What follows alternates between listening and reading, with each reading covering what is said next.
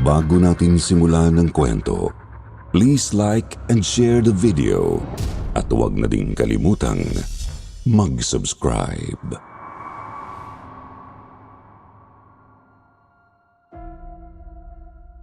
Magandang araw sa lahat. Kagaya ng iba nating mga kababayan na nagkaroon ng kakaiba at nakakatakot na karanasan, ay nais ko ring ibahagi ang aking kasaysayan na nangyari maraming taon na ang nakakaraan. Ako po si Gina at kasalukuyan ay 60 years old na at kasalukuyang naninirahan dito sa Nueva Ecija. Hindi ko natutukuyin ang mismong baryo namin para na rin sa kapakanan ng ilang mga kababayan ko na nasangkot sa kwento na nangyari noong ako'y dalaga pa. Noong ako ay nasa 20 taong gulang pa lamang. Ipinanganak ako sa mahirap na pamilya. Ang aking itay ay isang magsasaka at ang aking inay naman ay tindera ng gulay sa palengke na malapit lang din naman sa aming baryo.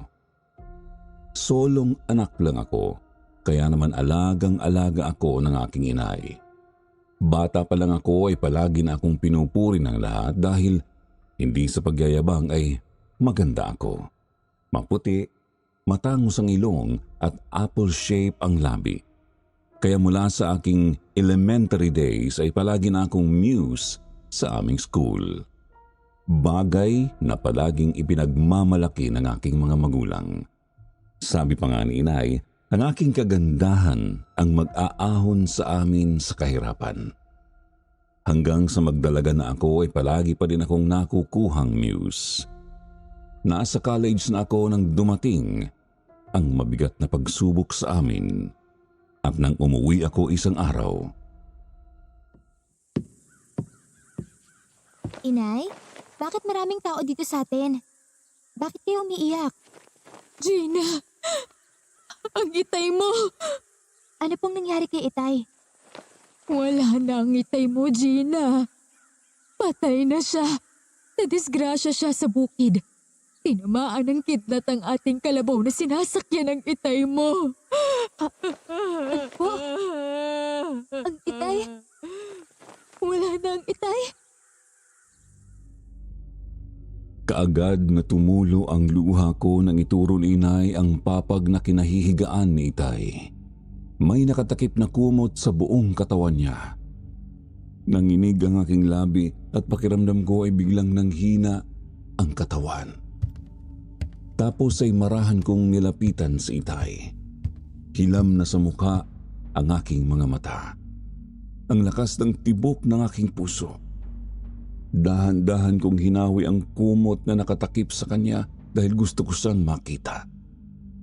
Nang maibaba ko na ang kumot hanggang sa kanyang dibdib, nakita ko ang sunog na mukha ni itay at ang malaking sugat mula sa pisngi hanggang sa dibdib, tanda ng pagtama ng kidlat. Itay, kaya ba niyakap mo ako ng mahigpit kanina bago ako pumasok sa school? Kasi yun ang huling pagkakataon na magkikita tayo. Ang daya-daya mo naman eh.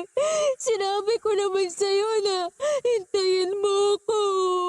Na kapag nakatapos ako ng pag-aaral, ay matutulungan na din kita.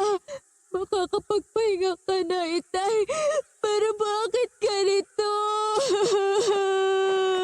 Sinabi ko na kasi sa kanya na wag nang magpunta sa bukid. Dahil malakas ang ulan. Napakatigas kasi ng ulo. Sabi niya yun daw ang magandang pagkakataon para mag-araro kasi malambot ang lupa at hindi maiinitan ng kalabaw. Bakit hindi kayo nakinig, itay? Bakit iniwan niyo kami? Ang daya-daya mo naman. Ang hirap tanggapin ito, alam mo ba yun? Paano na kami ngayon?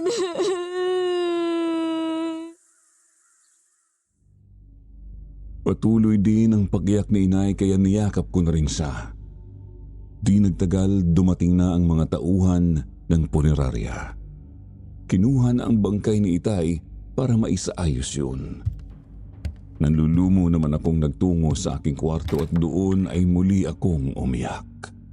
Inilabas ang kalungkutan na likha ng pagkawala ni Itay. Makalipas ang may 8 oras ay ibinalik na ng punerarya ang bangkay ni Itay. Nakalagay na sa kabaong. Nang masilip kong muli sa kabaong si Itay ay napahagulgol ulit ako dahil alam ko na ilang araw lang hindi ko na siya makikita pa. Gina, anak. Sana. Alam kong masakit pero kailangan nating tanggapin ang katotohanan. Wala na ang Itay mo. Inay, paano na tayo ngayong wala na ang Itay? Hindi kita pababayaan, anak. Magtulungan tayong dalawa. Lakasan natin ang ating loob, ha? Inay, parang hindi ko kayang tanggapin na wala na ang Itay.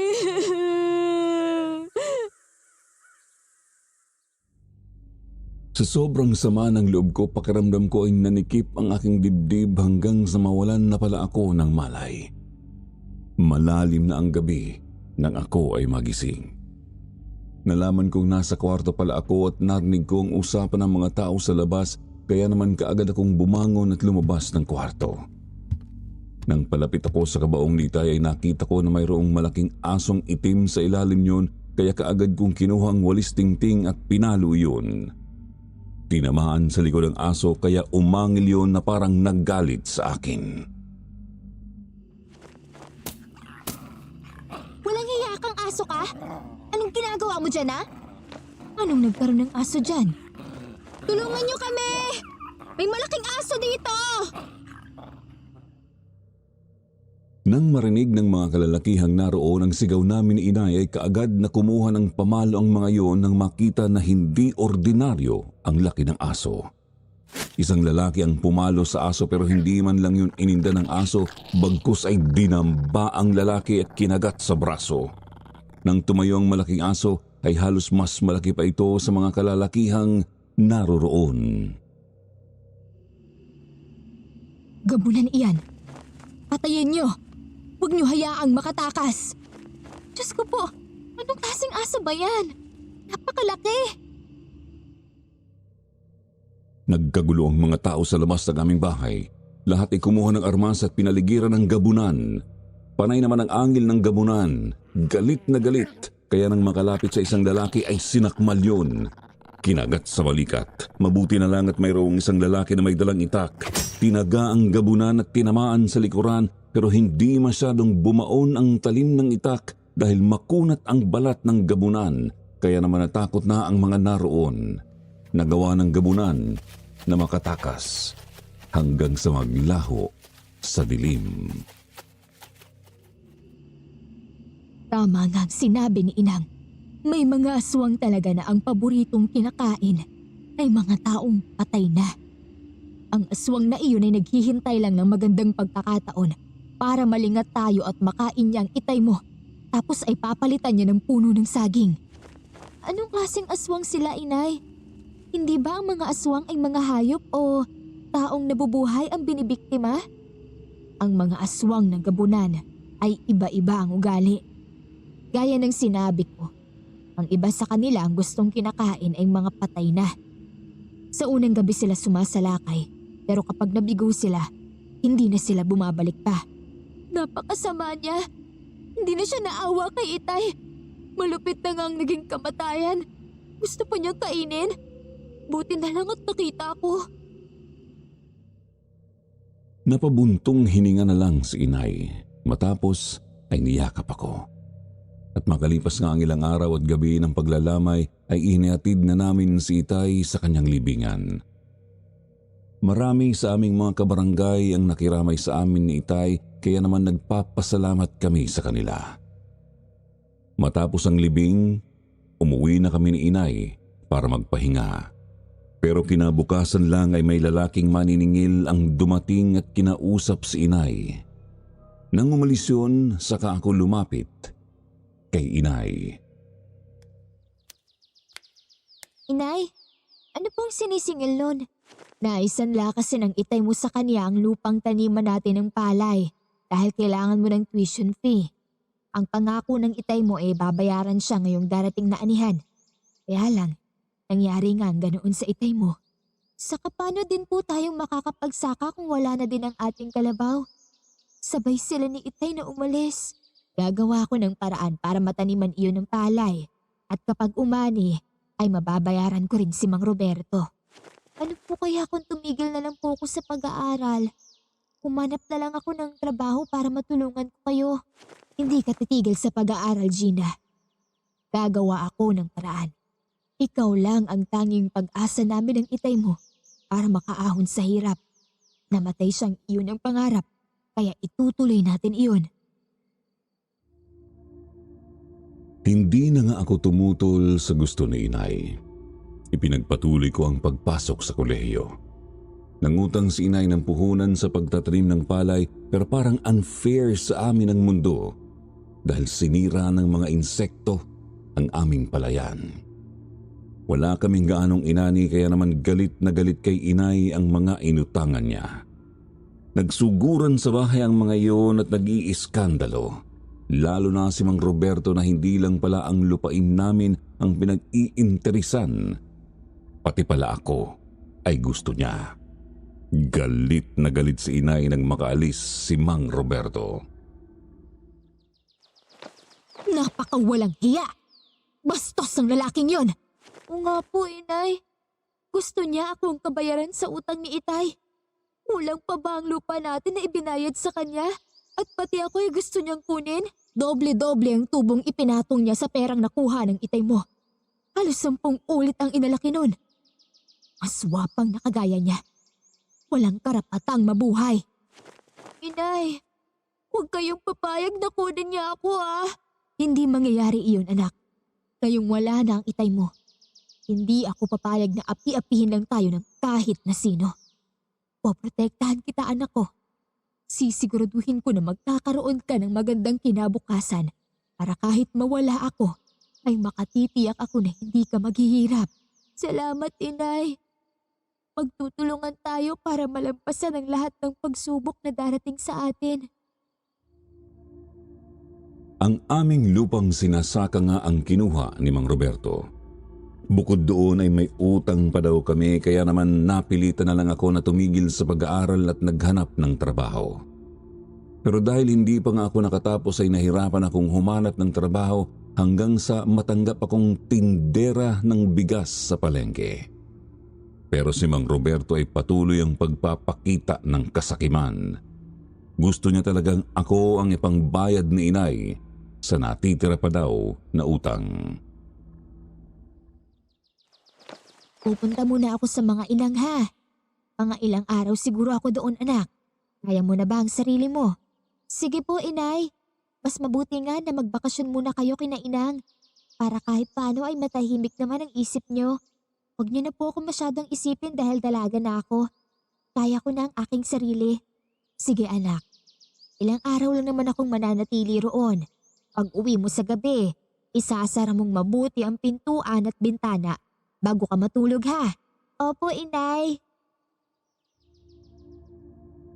Kinabukasan nga ay umalis na si inay para pumunta sa mga lola ko na nasa Urdaneta, Pangasinan. Ako naman ay pumasok na sa aking trabaho sa tindahan ng bigas. Nang dumating ako at buksan na ang kasamahan kong tindera ang tindahan ay nagulat kami na marami na pala ang naroon na bibili ng bigas. Naghihintay lang na ako ay dumating. Isa na roon si Mang Octavio. Mabuti naman at dumating ka na, Gina. Kanina pa ako naghihintay Ganun po ba? Ano po bang kailangan nyo? Taghintay pa kayo ng matagal? Nainip tuloy kayo? Hindi naman ako maiinip. Lalo na kung ikaw ang hinihintay ko. Kahit matagal, okay lang. Sige po. Bibili po ba kayo ng bigas? Oo, bigyan mo ako ng 5. 5 kilo po ba? Sige po, sandali at maglalagay lang ako sa plastic. 5 sako ang bibilhin ko. Ipadala mo sa bahay ko. 5 sako po ba? Sige po, magandang buwan na mano iyan para sa araw na to.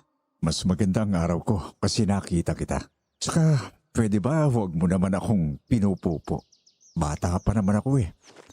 Oh, eto ang bayan. Para sa 5 sako. Yung sukli, paghatian nyo na ng kasama mo.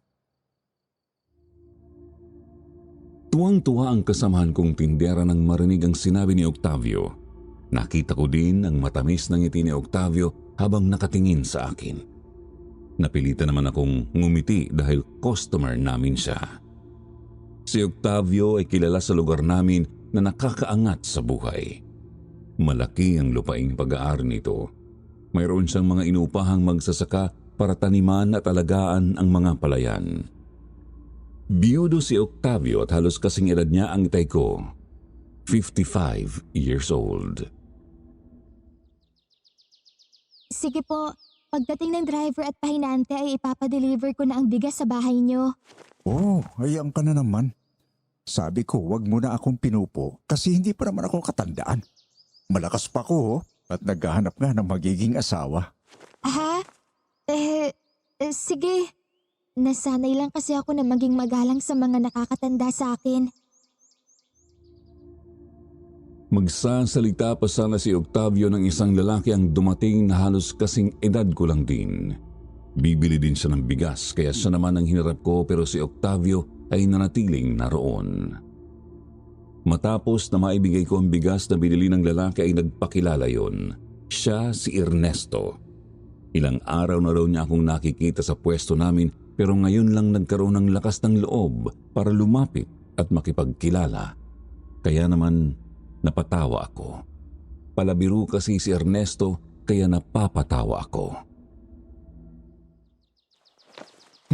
Aalis na ako, Gina. Hintayin ko na lang yung bigas, ha?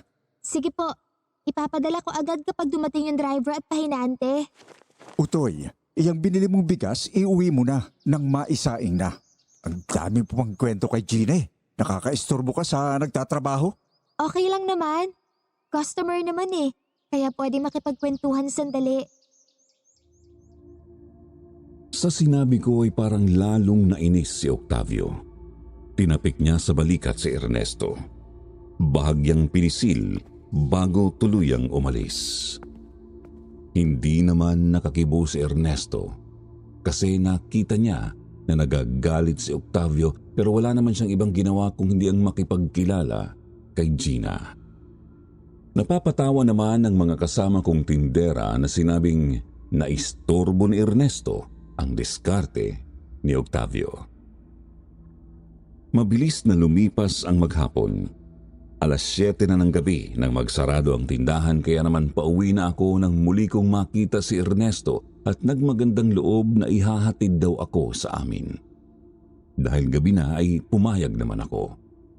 Nang makarating na kami sa aming bahay at nakapasok na ako ay biglang may malaking aso na dumating at humarang sa aming pintuan upang hindi na makapasok si Ernesto. Parang galit yun na hinarap si Ernesto. Ernesto, mag-ingat ka. Mabuti na lang at napatan ako sa lugar na ito. Gutom na gutom pa naman ako. Ernesto! Tumakbo ka na! Iiwanan mo ba ang babaeng ito o ipauubayan mo na lang siya sa akin? Gutom na gutom pa naman ako. Diyos ko, ano bang gagawin ko? Bakit ngayon pa may dumating na gabunan dito? Mas maganda pa kung kainin ko na kayong dalawa pero uunahin na kita, lalaki. Hinarap ng gabunan si Ernesto at ng pagkakataon namang yun ay nakakuha na ng pamalo si Ernesto na isang kahoy kaya nang lumapit sa kanya ang gabunan ay pinalo niya ito. Pero sinalo lang ng gabunan ang pamalo ni Ernesto at kinagat iyon hanggang sa maputol ng matatalas na pangil ng gabunan. Tapos ay binuhat si Ernesto at inihagis. Kaya naman sa takot ni Ernesto na makagat ng halimaw ay kumaripas na ito ng takbo. Nang makita ko yun, kaagad kong isinara ang pintuan at bintana ng bahay. Kinuha ko ang karit ni Itay at nagsiksik ako sa isang sulok ng aming salas dahil alam kong nasa labas ang gabunan. Duwag naman pala ang maliligo mo. Ayun, kung maripas na ng takbo kahit alam niya na delikadong buhay mo, iniiwang ka na niya. Kaya ngayon, Aking ka na. Babantayan kita buong magdamag. Hindi ka makakatakas sa akin. Nasaan ka na ba? Naku po, ang walang hiya talagang hindi umalis. Bakit naman kasi ngayon pa umalis si inay? Ano na ba ang aking gagawin? Pero, hindi ka dapat matakot, Gina. Tama, wala kang aasahan kung hindi ang sarili mo. Kaya dapat maging matapang ka kung hindi. Mamamatay ka. Sabi ni Itay, kapag nasa kagipitan ako, kailangan kong magtiwala sa aking sarili. Para akong baliw na bumubulong at kinakausap ang aking sarili para palakasin ang aking loob, lalo na nga at alam kong nasa labas ng aming bahay ang gabunan at inaabangan lang ang aking paglabas hanggang sa marinig ko ang kaluskos sa aming pintuan na parang kinakalmot ng matutulis na kuko ng gabunan. Tapos ay lumipat siya sa bintana at sa maliit na siwang ay ipinasok ang kamay niya na may matutulis na kuko at mahahabang balahibo na kulay itim. Kahit natatakot ako, tinaga ko siya ng karit. Lumayas ka dito! Kampon ka ng dyablo! Aray ko, walang niya ka. Nasugatan mo ako. Aha! Tinatablan ka pala ng karit, ha? Sige, halika dito. Pumasok ka para tagpasin ko yung leeg mo. Madalas pala ang karit na ito, kaya pala paboritong dalhin ni Itay. Sige, pasok ka pa! Hangal ka talaga. Talagang ginagalit mo ako. Muling ipinasok ng gabunan ng kanyang kamay para alisin ang lock ng aming bintana dahil yun lang talaga ang tanging daan para makapasok ng madali sa aming bahay. Konkreto na kasi ang aming dingding. Yero ang bubungan at ang pintuan namin ay gawa sa makapal na kahoy kaya ang bintana ang talagang pinuntirya ng gabunan. Kaya nang muling ipinasok ng gabunan ng kanyang kamay, ilang beses ko yung tinaga kaya naputol yun nang mapaatras ang gabunan at masilip ang hawak kong karit. Walang niya ka. Yari pala sa pilak ang karit mo. Kaya pala nagawa mo akong masugatan. Lalo mo lang akong ginagalit.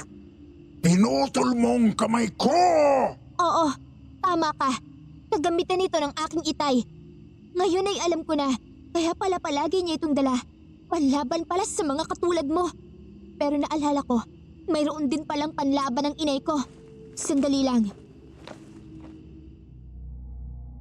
Kahit takot ako ay kinuha ko ang naputol niyang kamay at inihagis sa labas ng bahay tapos ay nagmamadali akong tumakbo sa kwarto ni inay kung saan nakita ko ang arinola niya na puno pa ng ihi. Nakalimutan kong itapon sa banyo kaya 2 araw na yun doon. Kaagad kong kinuha ang arinola tapos ay sinilip ko ang gabunan na nasa tapat pa din ng bintana at iniinda ang sugatang kamay.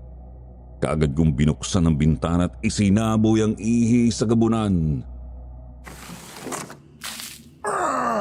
Ang pangi! Walang niya ka! Bastos! Oh, ano lasa? Ang alat, diba? Yan naman ang panlaban ng aking inay. Mas malupit. Dahil sa ginawa mo, hindi kita mapapatawad ngayon!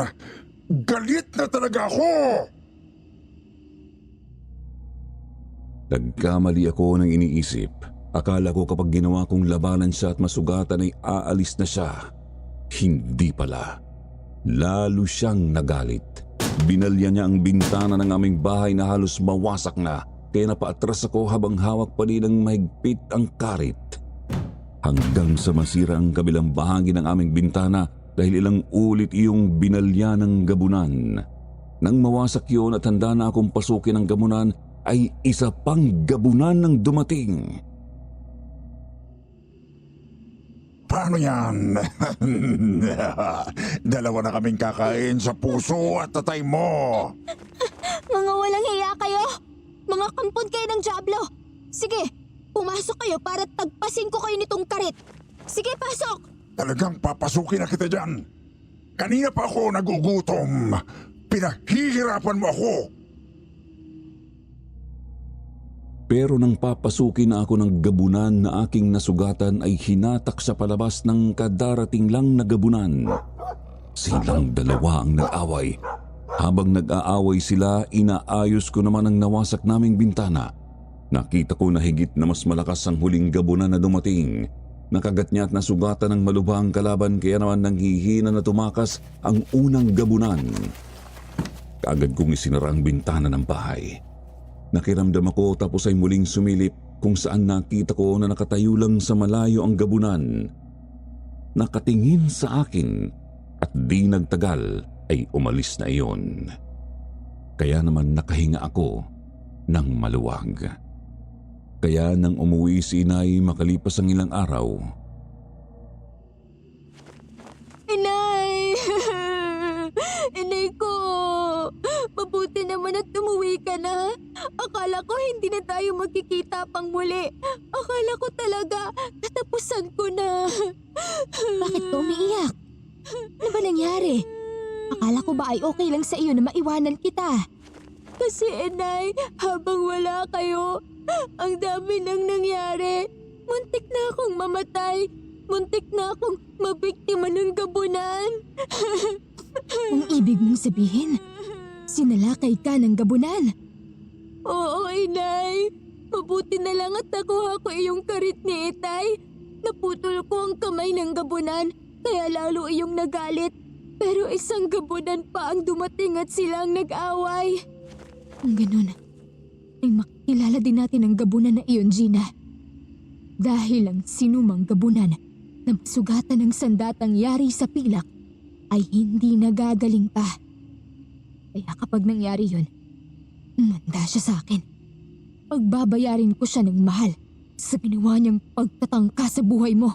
Mabuti na nga lang, inay. Nakuha ko iyong arinola mo na puno ng ihi.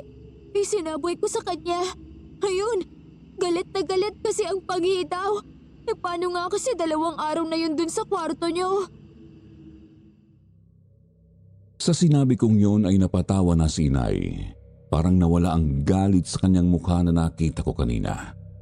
Kaya naman nang makapagpahinga si inay, sinabi niya na ihahatid niya ako sa palengke sa aking pinapasukan na tindahan ng bigas para makasiguro siya na makakarating ako ng maayos doon. Habang naglalakad kami ni inay, nasalubong namin si Aling Salome. Kaagad na tumaas ang kilay ni Aling Salome nang makita kami. Paano nga ay mayroon din kaming utang sa kanya, pero kung tutuusin, bayad na sana yun. Naibalik na namin ang kapital ng pera niya pero yung natitira na tubo ay pinatubuan pa ulit. Kaya muling nangako si inay na kapag nagkapera, babayaran si Aling Salome. Inay, napansin niyo ba? May benda ang kamay ni Aling Salome. Parang naputol ang kamay niya. Oo nga eh. Teka, hindi kaya.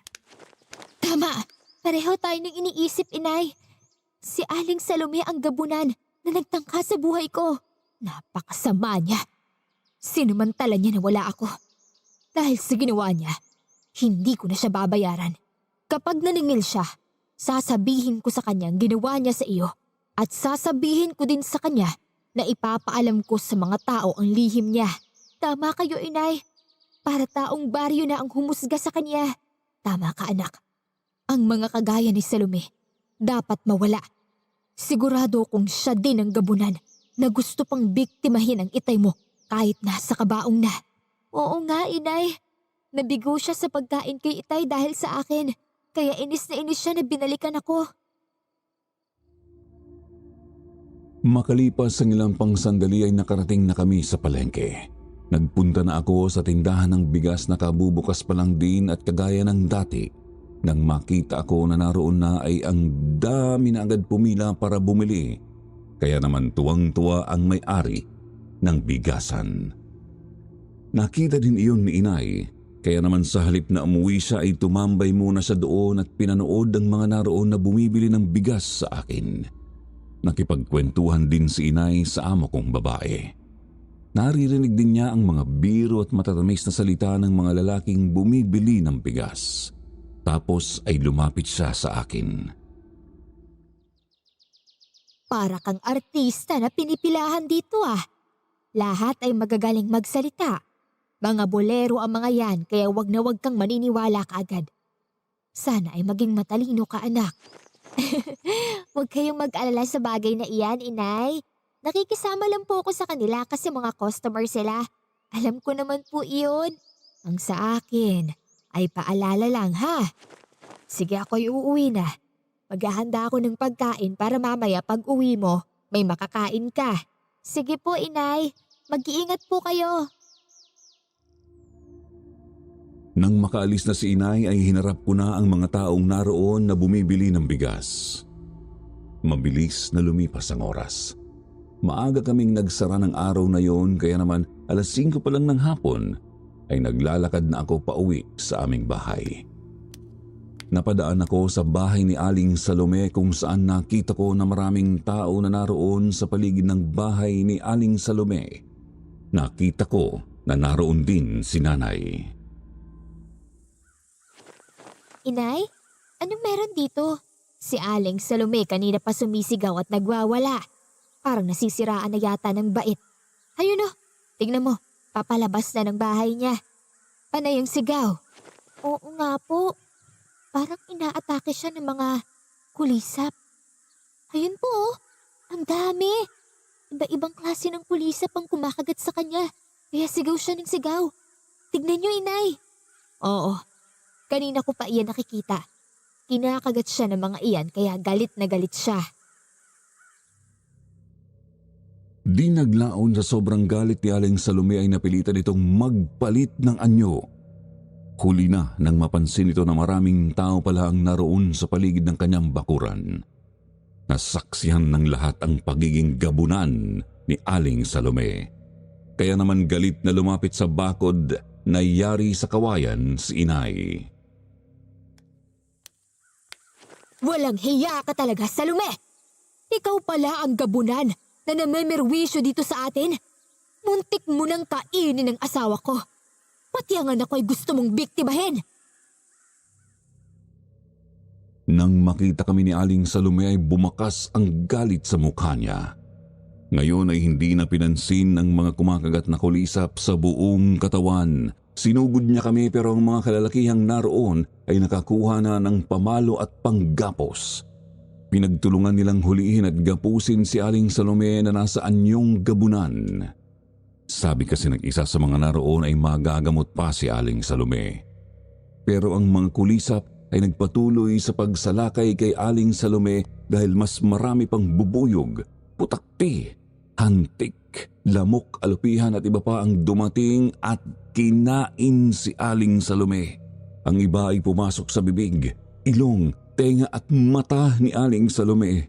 At dahil nakagapos siya, wala siyang kalaban-laban. Ilang sandali pa, namatay si Aling Salome. Nag-alisa na mga kulisap, inay. Parang pinatay lang nila si Aling Salome tapos iniwanan na. Hindi na niya kinaya ang hirap. Tignan mo, naukit ang mga mata niya. Naubos ang ilong at tiyak pati ang utak niya ay ubos na din. Kinain ng mga insekto. Pinagbayaran lang niya mga kasalanan ginawa niya. Pero at least, hindi tayo naging dahilan ng kamatayan niya. Kaya malinis pa din ang ating konsensya. Oo naman. Halika na. Umuwi na tayo at nang makakain na ng hapunan. Ang mahalaga ay mapapanatag na tayo kasi wala na ang gabunan. Katulad namin ay nag-alisa na din doon ang mga taong nakasaksi sa nangyari. Iba-iba ang reaksyon ng lahat. May nagagalit, mayroong natutuwa. Nagagalit sila dahil huli na nang malaman nila kung sino ang salot. Natutuwa dahil sa wakas ay makakatulog na ng mahimbing kasi patay na ang salot. Pero ang pinagtataka ng lahat ay ang mga mababangis na kulisap na sumalakay kay Aling Salome kung saan galing ang mga yon. Halos magdilim kasi ang langit nang magsama-samang lumipad palayo ang mga kulisap. Nandito pala kayo, Gina. Anong nangyari? Bakit maraming tao dito? Opo. Si Aling Salome kasi, isa palang gabunan. Dapat siyang mapigilan. Delikado kung patuloy siyang makapaminsala. Patay na po si Aling Salome. Hayun po, inaayos na ng mga kamag-anak nila. Teka po, bakit napunta kayo dito? Papahapon na. Dinalaw ko si paring Roberto. May sakit eh. Nagulat nga ako kahapon lang masigla siya. Pero ngayon, hindi na makabangon. Hinang-hina daw ang katawan. Marami naman po siyang pera. Marami siyang pangpagamot. Malakas siyang magpatubo sa mga may utang sa kanya kaya baka kaya niyang bayaran kahit ang pinakamagaling na doktor. Gina, tigilan mo yan. Masyadong matabil ang bibig mo. Opo, inay. Pasensya na po. Pasensya ka na sa aking anak, Octavio. Medyo matabil ang dila. Okay lang yan, Madel. Siya nga pala. Papauwi na ba kayo? Ihatid ko na kayo. Dala ko naman ang owner type jeep ko eh. Nako, wag na po. Malapit na naman ang bahay namin. Kaya na naming maglakad. Siya nga naman, Octavio. Sanay naman kami maglakad. O sige, kung ayaw nyo pwede ba akong mamasyal sa inyo, Madel? Magdadala ako ng regalo para sa inyo. Hindi kaagad nakakibo si inay. Parang nataranta siya at parang umurong ang kanyang tila. Napatingin siya sa akin. Pero nangislap ang kanyang mga mata at parang bahagya siyang kinilig. Bahagya na akong dinikitan at bahagyang siniko sabay bulong sa akin habang ang mga mata ay nanatiling nakatingin kay Octavio. Anak, mukhang interesado sa akin ang matandang ito. Siguradong alam niya na wala na ang itay mo kaya nagpapasaring na kaagad. Mukhang ganoon nga, inay. Kasi nung isang araw din ang daming bigas na binili sa amin. Mukhang nagpapalakas din sa akin. Ngayon ko naisip na kayo pala ang target. Madel, pwede ba akong pumasyal sa inyo? Kung papayag ka? Ha? Kamamatay lang kasi ng aking asawa. Pangit naman kung makikita ka ng mga kapitbahay ko na nagpupunta sa amin. Baka pwede sa babang luksa na lang niya. Sige, payag ako. Basta Madel, kapag kailangan nyo ang tulong ko, magpasabi ka lang. Salamat. Matapos yun ay tumalikod na si Mang Octavio. Sumakay na sa kanyang owner at umalis. Nang mapadaan sa tapat namin ay ngumiti siya ng matamis kaya naman napangiti na rin si inay. Muli ay nakita kong nangislap ang mga mata ni inay at para siyang kinilig sa mga ngiti ni Mang Octavio. Inay ha? Kamamatay lang ni itay kung may kiringking ka na. Uy anak, bastos talaga yung dila mo. Siyempre, hindi ko naman basta makakalimutan ng itay mo kasi naging mabuti siyang asawa. Pero kasi wala na siya at kailangan mong makatapos ng pag-aaral. Kailangan nating mabuhay. Nagkataon na, may asim pa pala ako kaya, ayan si Octavio. Siya ang magbibigay ng pangarap kong maginhawang buhay. Inay, salamat po. Kasi puro pa rin ang kapakanan kong nasa isip nyo. At magandang buhay para sa akin ang pangarap nyo. Dalawa na lang tayong magkasama, anak. Kailangan maging matatag tayo. Kailangan nating lumaban sa malupit na takbo ng buhay. Lahat gagawin ko. Maprotektahan ka lang. Inakbayan na ako ni inay tapos ay naglakad na kami pauwi. Nang makarating kami sa bahay ay sabay na kaming kumain ni inay. Matapos niyon ay nagkulong na siya sa kanyang kwarto. Kaya naman nagpunta na rin ako sa aking kwarto at nahiga sa papag na naroon. Talagang napagod ako sa ilang araw na nakaraan. Idagdag pa ang puyat, kaya naman di nagtagal, nakatulog na ako. Kinabukasan pumasok ako na maaga. Hindi na ako nagpatid kay inay kasi wala nang dapat ipangamba. Nakita ko ulit si Mang Roberto na nagpapainit sa sikat ng araw habang inaalalayan ng asawa. Sobra ang ipinayat ni Mang Roberto. Parang sobrang hina na din ng katawan nito. Nangangatog ang tuhod sa paglalakad. Nakailang hakbang lang at ito ay natumba. Dahan-dahan itong bumangon nang makita ako.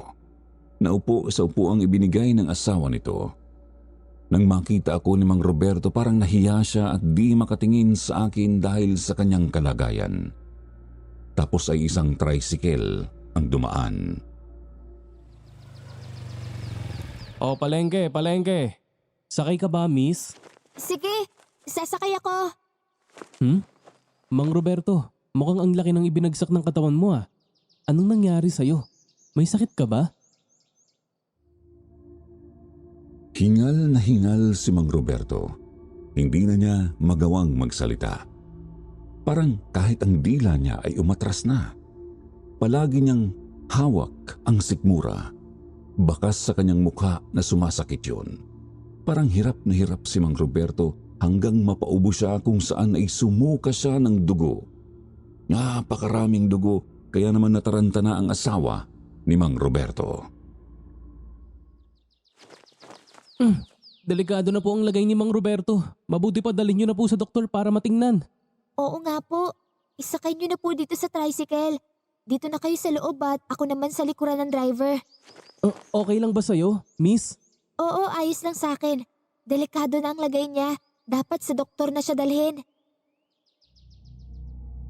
Bumaba nga ako ng tricycle at lumipat sa likuran ng driver. Ang pagkakataong ito ay parang nawala ang galit ko kay Mang Roberto. Napalitan ng pagkaawa sa kanyang kalagayan ngayon. Sinabi ko na din sa tricycle driver na idiretso muna sa ospital bago ako idaan sa palengke dahil nakikita ko na panay ang pagsuka ni Mang Roberto ng dugo at ang dugong isinusuka niya ay mayroong mga buhay na uod at bulate kasama na ang matatabang linta na parabang ito ang sumira sa loob ng katawan ni Mang Roberto. Matapos ihatid sa ospital si Mang Roberto ay inihatid na ako sa palengke ni Riden. Miss, pasensya ka na ha. Nakapamasyal ka pa tuloy bago ka nakarating dito. Ayos lang yun. Kawawa naman kasi si Mang Roberto eh. Sana lang makaligtas pa siya. Ano kayang sakit ang dumapo sa kanya? Hindi ko alam kung anong klaseng sakit yon. May mga uod sa sinusukan niyang dugo. Nagtataka ang mga doktor kasi pati linta isinuka niya. Nakakatakot naman pala ang nangyari sa kanya. Oh, etong bayad ko. Naku, huwag na. Nalate ka ng dahil sa akin, kaya okay lang yun, miss. Huwag ka nang magbayad. Ako nga pala si Reden. Talaga? Hindi mo na ako pagbabayarin? Hindi ka nagbibiro? Oo, huwag ka nang magbayad. Malaman ko lang ang pangalan mo okay na sa akin. Gina. Gina ang aking pangalan. Ganda ng pangalan mo, Gina. Kasing ganda mo. Sige, alis na ako. Bebiyahe muna ako. Sana hindi pa ito ang huli nating pagkikita. Sige, ingat. Salamat ulit ha. Ngumiti ng matamis si Riden sabay kamot sa kanyang ulo. Tapos ay sumakay na siya sa tricycle at umalis. Tinanaw ko pa siya habang papalayo dahil sa totoo lang ay parang kakaiba si Riden. Kasi ang mga mata niya, napakaganda. Nakakaakit ang mga ngiti niya at napaka-gentleman niya pati sa pananalita. Kaya naisip ko, ang bait siguro niyang tao. Bukod pa doon, maganda ang kanyang katawan at talagang gwapo siya. Nang hapon na yun ay muli kong nakita si Riden. Gina, sakay ka na. Ihahatid na kita sa inyo. Wag na. Malapit lang naman ang sa amin. Kaya ko naman lakarin yon. Bumiyahe ka na lang para kumita ka pa. Ihahatid na kita sa inyo. Huwag ka nang maglakad. At saka hindi naman kita sisingilin eh. Sa akin naman ang tricycle na ito kaya pwede kong ilibre kahit na sino ang gusto ko. Sabihin na lang natin na doon din ang punta ko. Ganoon ba? Taga-roon ka ba? Oo, doon ako sa gawinin ng Mang Roberto. Kumusta na nga pala siya? Ano nang nangyari sa kanya? Patay na siya, Gina. Sabi ng asawa niya pagdating nila sa ospital ay lalong nagsuka ng dugo si Mang Roberto. Tapos mga kulisap, uod at linta ang lumabas sa bibig kasama ng dugo. Hindi rin alam ng doktor kung anong sakit niya tapos, yun na. Tumirik na daw ang mata ni Mang Roberto. Grabe palang hirap ng katawan na inabot niya. Sabi naman ng isang kapitbahay namin ay binarang daw si Mang Roberto. Barang? Ano yun? Para din yung mangkukulam. Kaya lang ang pagkakaiba nila, ang mangkukulam ay gumagamit ng karayom at manika. Samantalang ang mambabarang ay gumagamit ng mga mababangis na insekto, kulisap, mga uod, bulate at linta para patayin ang kanilang biktima. Sa utos ng mambabarang ay sumusunod ang mga yon. Pinapasok nila ang katawan ng biktima at umaatake mula sa loob. Nakakatakot naman pala mambabarang kung ganoon. Kaya pala ganoon ang nakita natin kay Mang Roberto. Talagang nakakatakot. Isipin mo kahit na ang isang gabunan na gaya ni Aling Salome ay hindi nakaligtas sa galit ng mambabarang. O sige na, sumakay ka na at ihahatid na kita sa inyo para malaman ko din ang bahay mo. Hindi ka talaga taga rito, ano? Kasi lahat halos ng taga roon sa amin, kilala ko eh. Alam nila kung saan ang bahay namin. Kakalipat lang namin doon sa gawin ni na Mang Roberto. Nakabili kami ng bahay doon kaya konti pa lang ang nakikilala ko. Napangiti ako. Naisip ko na kaya pala ngayon ko lang din siya nakita ay hindi naman pala siya talagang taga roon. Bagong lipat lang pala sila sa lugar na yon kaya nang sumakay na ako sa tricycle ay itinuro ko kay Reden ang daan patungo sa aming bahay. Kaya naman nang makarating na kami sa amin, inanyayahan ko siyang pumasok sa loob ng aming bahay para makapagkape naman. Kaagad namang sumang-ayon si Reden at nakaharap niya ang aking inay. Magandang araw po. Magandang araw naman. Gina, sino ba itong kasama mo? Si Reden po, inay. Kaibigan ko. Mukhang hindi ka taga rito. Ngayon lang kita nakita. Halos lahat ng kabataan dito kilala ko. Lalo na yung mga naging kaklase ni Gina. Tama po kayo. Bagong lipat lang kami malapit dyan kina Mang Roberto. Ilang linggo pa lamang po mula nung makabili kami ng bahay dyan. Yung tricycle na yon. Sa iyo ba yon? Opo. Kaya kung kailangan niyo po ng service papunta sa palengke o kahit saan, pwede po ako. Ganun ba? Ang mga magulang mo, ano ang trabaho nila? Ang tatay ko po driver ng bulldozer sa isang kumpanya na konektado ng gobyerno kaya mga kalsada at irigasyon at mga tulay ang ginagawa nila. Ang nanay ko naman po ay isang teacher. Ikaw, hindi ka na ba nag-aaral? Gusto mo ba na habang buhay ka na lang tricycle driver? Nag-aaral pa po ako. Sem break lang po kaya habang nagbabakasyon ay namamasada ako ng tricycle. Inay talaga. Daig pang investigador kung makapagtanong. Abay wala namang masama sa tinatanong ko. Hindi naman masamang magtanong at alamin ko kung anong klaseng tao ang mga nagiging kaibigan ng anak ko. Hindi ba, Reden? Opo, wala pong problema sa akin. Nakita ko na namumula si Reden na talatang kinakabahan habang kinakausap ni inay. Pero makalipas naman ang ilang sandali at matapos malaman ni inay ang mga gusto niyang malaman, ipinaghanda niya ng kape at tinapay si Reden.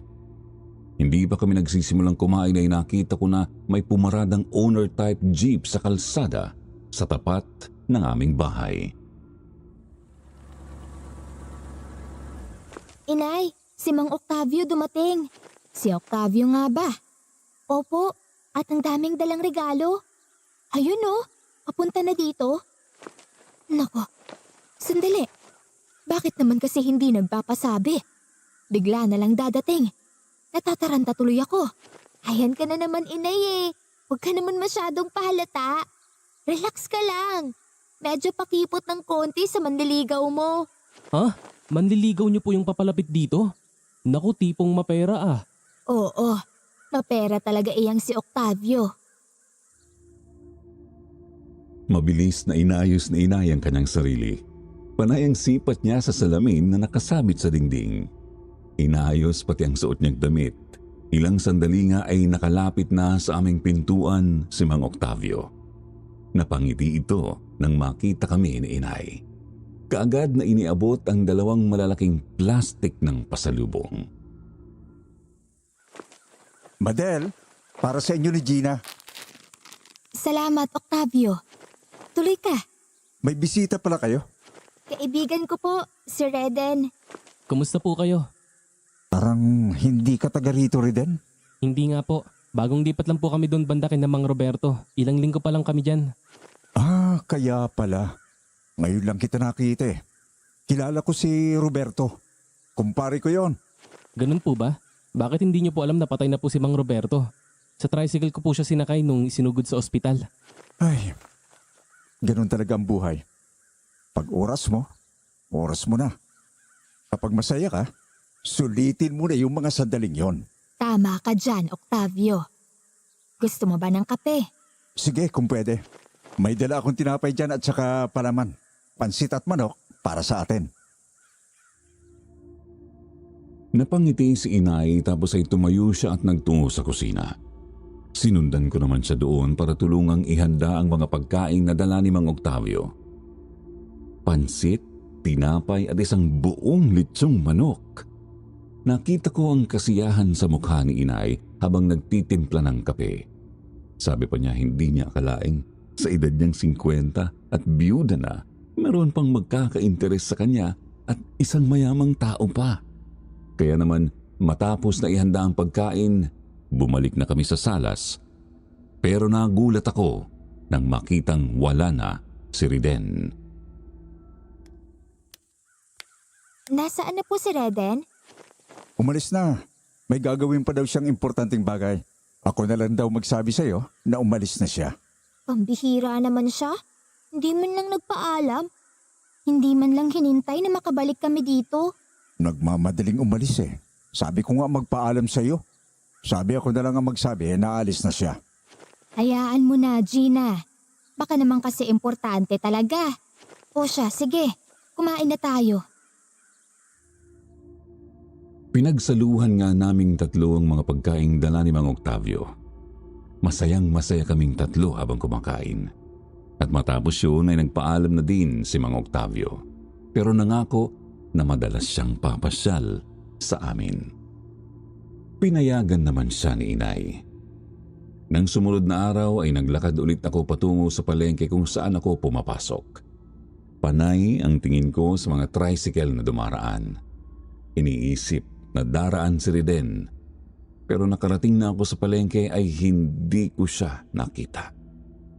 Ewan ko pero parang hinahanap-hanap ko si Riden. Good morning. Magandang umaga din po. Bibili po ba kayo ng bigas? Oo, magpa-deliver ka sa amin ng 5 kaban. At sa inyo, yung 1 kaban na bigas. Sa amin po yung 1 kaban? Oo, naroon naman ang inay mo, hindi ba? Matatanggap niya yon. Opo. Sige po. Oh, eto ang bayad. 3,000 yan. Sobra-sobra po ito. Sa iyo na ang sobra para may panggastos ka. Tsak na meron kang mga gustong bilhin. Ayan ang pera, bumili ka ng gusto mo. At huwag ka nang tumanggi, ha? Salamat po. Matapos na iabot sa akin ni Mang Octavio ang pera, umalis na siya. Ibinigay ko naman sa may-ari ang bayad ng 6 na kaban ng bigas at ang sobra ay sa akin napunta. Nang dumating ang driver at ang pahinanti ay ipinadeliver ko na ang bigas ni Octavio at ang bigas para sa amin. Kaya nang hapong yon pagkatapos ko sa trabaho ay naghanap ako ng damit sa palengke. Noon ko muling nakita ang isa kong manliligaw na si Ernesto. Magaling na ang sugat niya sa braso na likha ng gabunan na si Aling Salome. Muli ay nanuyo si Ernesto. Inihatid ako sa amin. Wala na si Ernesto nang muling dumalaw si Octavio. Magandang gabi, Gina. Magandang gabi po. Tuloy po kayo. Salamat. Sandali po at tatawagin ko ang inay. Nasa kwarto po nagpapahinga lang. Pag na, Gina, ikaw naman talaga ang dahilan kaya ako dumalaw dito. Gusto kitang maging asawa. Ako po? Akala ko po ang inay ang nililigawan niyo kaya palagi kayong narito. Ikaw ang gusto kong ligawan, hindi ang inay mo. Nanunuyo ako sa kanya para ibigay niya ang basbas para maligawan kita. Totoo ba ang narinig ko, Octavio? Kung ganoon ay mali pala ang lahat ng nakita ko. Ang anak ko pala ang punteriya mo. Oh, Madel, gusto kong maging asawa si Gina. Handa akong ibigay sa kanya lahat na karangyaan. Yung buhay na pinapangarap mo para sa anak mo ay magagawa kong tuparin yon. Mang Octavio, ngayon pa lang ay sinasabi ko na sa inyo, wala kayong aasahan sa akin kasi parang tatay ko na kayo. Gina, huwag kang maging tanga. Sa hirap ng buhay nyo ngayon, ako lang ang pag-asa ninyo.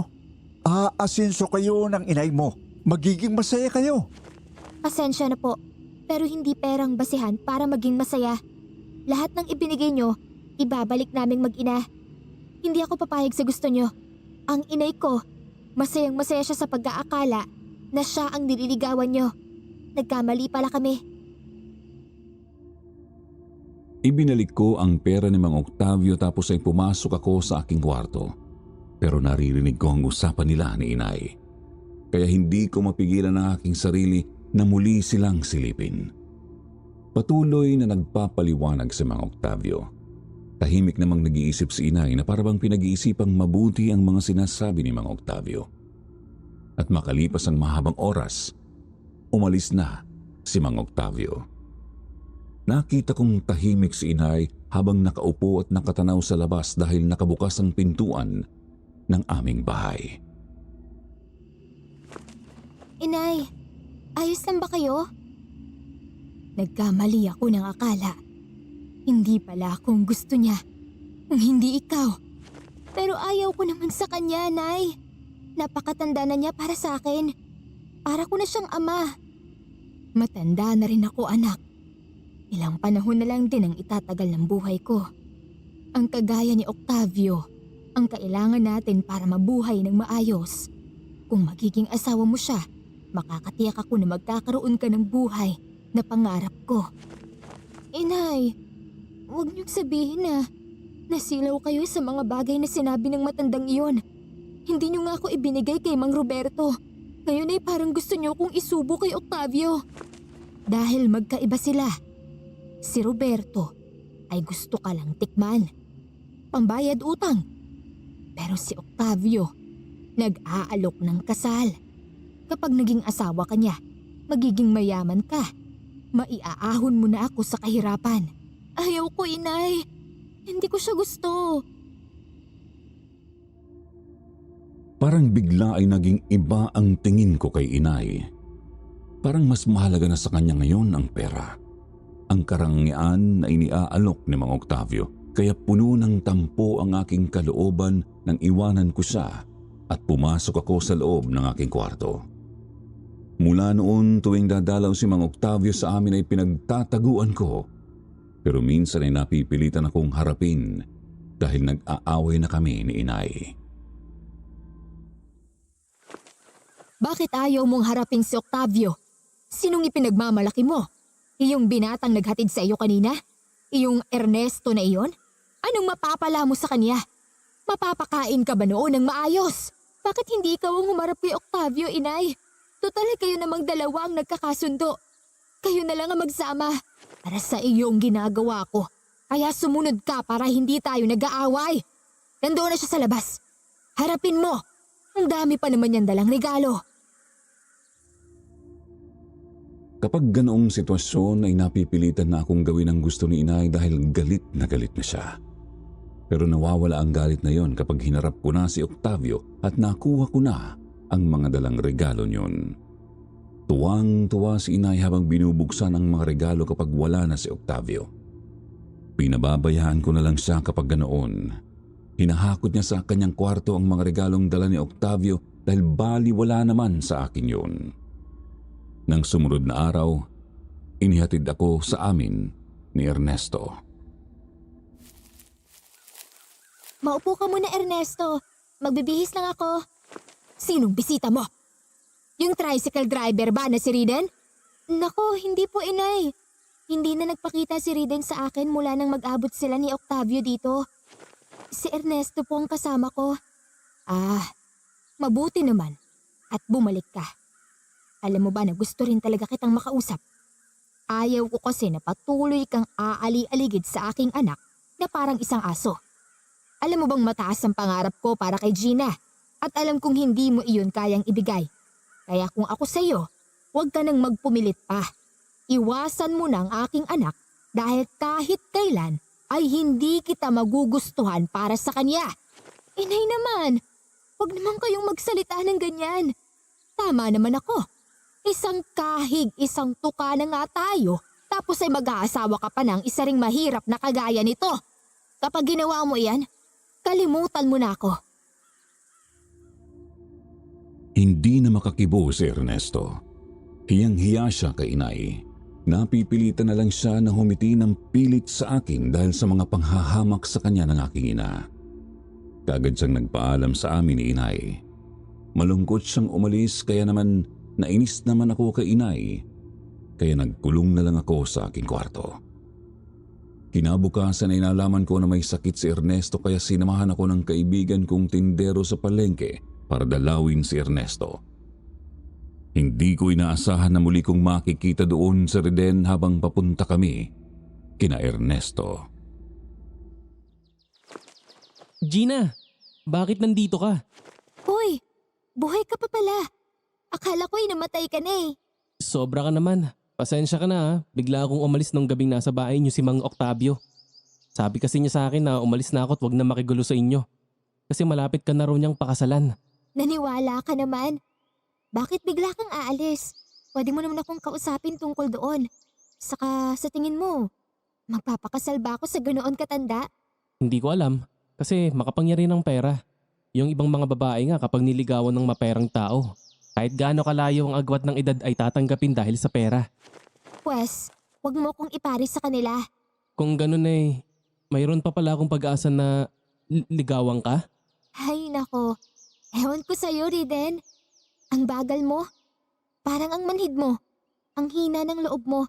Hindi ka kagaya ni Ernesto na kahit ayaw sa kanya ng inay ko, ay patuloy lang ang panunuyo niya sa akin.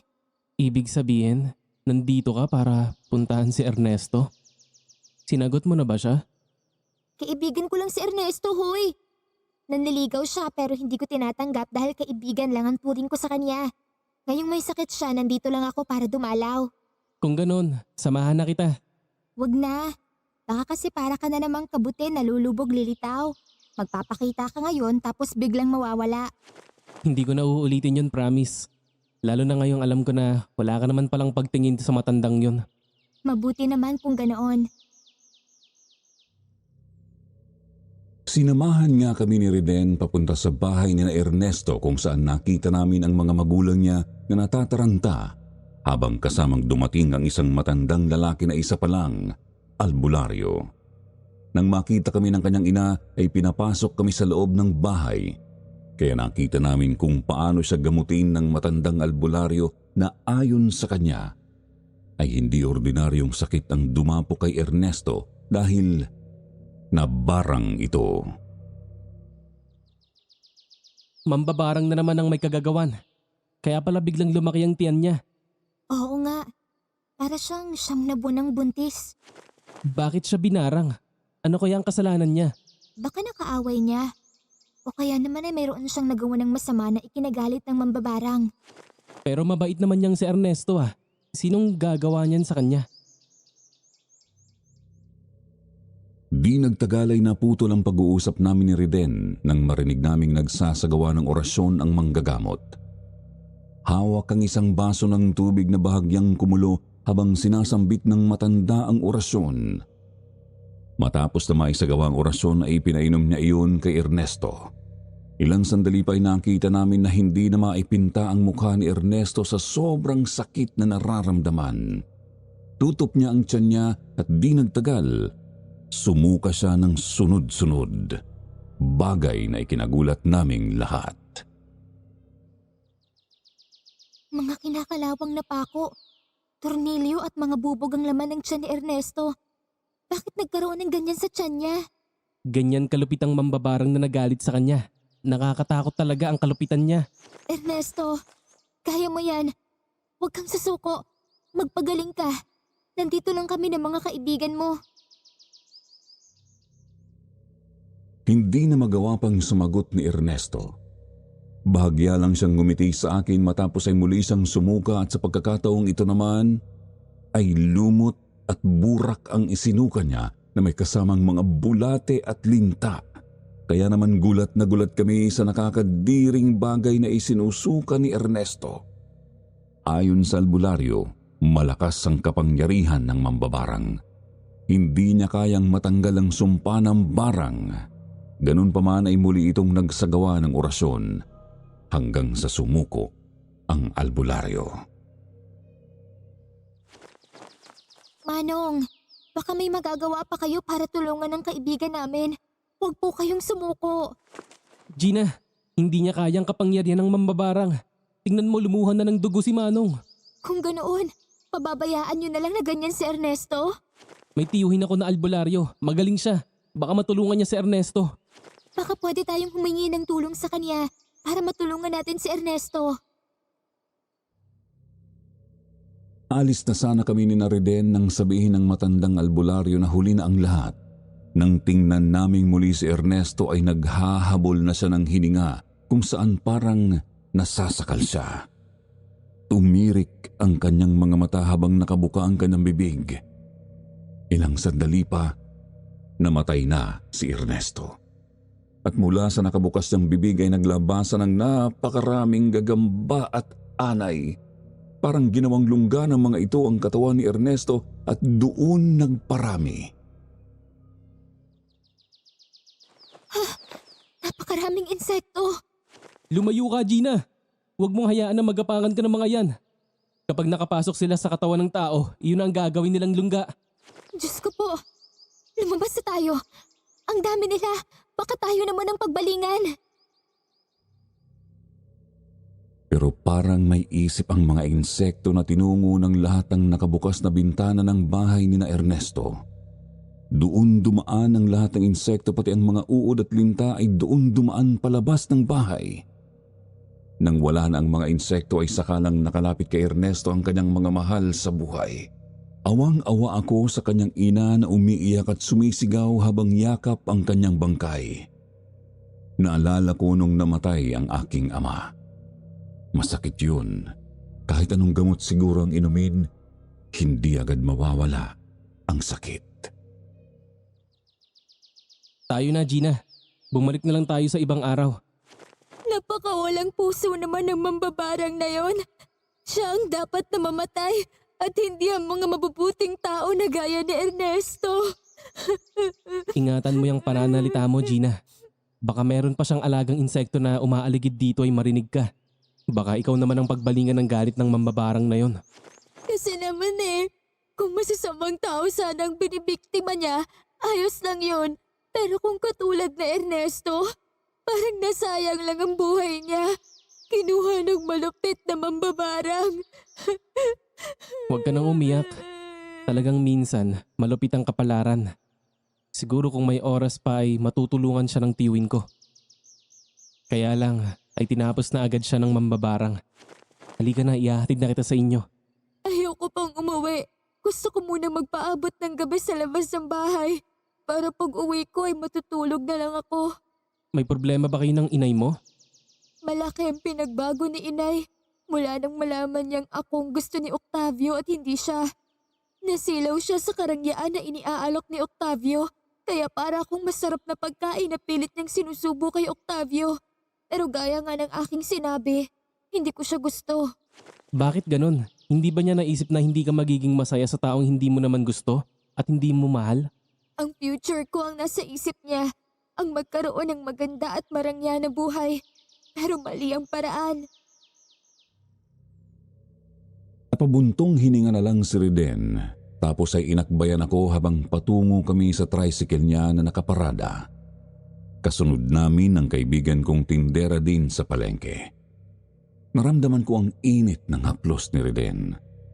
Gusto ko din naman na may mapaghihingahan ng sama ng aking loob, kaya pinabayaan ko na lang na akbayan niya ako hanggang sa makarating kami sa tricycle. Umalis kami sa lugar na yon. Inihatid muna namin ang kaibigan kong tindera tapos ay namasyal kami ni Reden. Hindi namin namalayang malalim na ang gabi pero ayaw ko pa ring umuwi. Kaya sa parke na malapit lang sa palengke kami tumambay. Bibili ako ng merienda natin. Anong gusto mo? Pepsi o Sarsi? Kahit ano, pareho lang naman sila. Sige, dito ka lang muna ha. Saglit lang ako. Sasama na lang ako sa iyo, Raiden. Ayaw kong maiwanan dito na mag-isa. Wala nang tao dito. Sige, hanap tayo ng tindahan na nakabukas pa. Bili tayo ng makakain. Baka kasi gutom ka na. Magkasabay kaming lumakad ni Reden para maghanap ng tindahan na mabibilhan ng pagkain. Ewan ko pero masaya akong kasama si Reden. Siguro dahil noon pa man ay may lihim na akong paghanga sa kanya. Kaya ngayong alam ko na mahal niya ako ay tatanggapin ko ang pag-ibig niya sakaling magsabi siya sa akin. Siyempre babae ako. Ayoko naman na ako ang maunang magsabi. Pero minsan ay naisip ko din na totoo nga ang kasamihan na action speaks louder than words. Yun ang nakikita ko kay Reden. Hindi siya nagsasabi ng sweet words pero dinadaan niya sa gawa kung kaya lihim akong kinikilig. Pero ng gabing ito, hindi lang kilig ang naramdaman ko, pati kilabot. Riden, may malaking aso na nakaharang sa daraanan natin. Oo nga, nakita ko. Parang hindi naman siya ordinaryong aso. Hindi kaya... Riden, gabunan yata iyan. Dito ka lang sa likuran ko. Huwag kang matakot. Hindi kita pababayaan.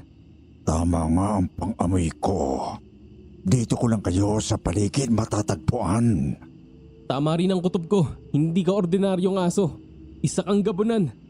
Kaya kung ayaw mong magkaasakitan tayo, pabayaan mo na kaming makadaan. Hindi ako sangangal para palampasin pa ang isang magandang pagkakataon. Hinahanap ko nga kayo.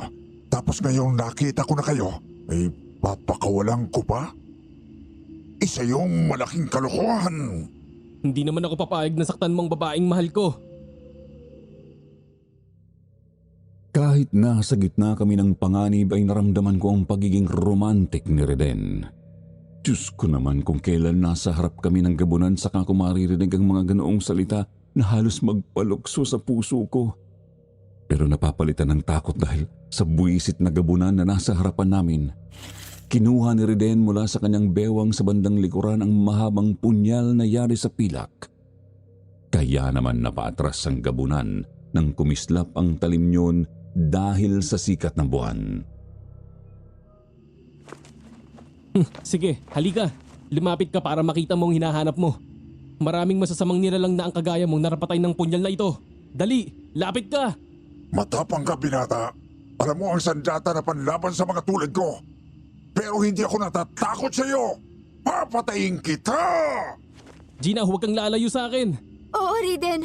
Huwag mo akong iiwanan sa walang hiya na iyan. Galit na sumugod ang gabunan. Magkakasunod na halihaw ang ginawa nito para kalmutin si Reden. Pero naiwasan yun ni Reden. Tapos ay iwinasiwas ni Reden ang punyal. Nasugatan niya sa dibdib ang gabunan pero mababaw lang kaya naman lalong nagalit ang gabunan. Muling dumamba at sa pagkakataong ito nakipag-agawan sa punyal ni Reden hanggang sa mabitawan ni Reden ang punyal tapos ay sinakal siya ng gabunan. Binuhat siya kaya naman hindi na makahinga si Reden dahil sa higpit ng pagkakasakal ng gabunan at nakaangat na sa lupa ang mga paa niya. Kaya nang makita ko yun ay napansin ko ang punyal na nasa di kalayuan. Kinuha ko yun at sinaksak sa likuran ng gabunan pero dahil sa kunat ng balat ng gabunan ay hindi masyadong bumaon ang punyal. Bitiwan mo siya! Walang niya ka!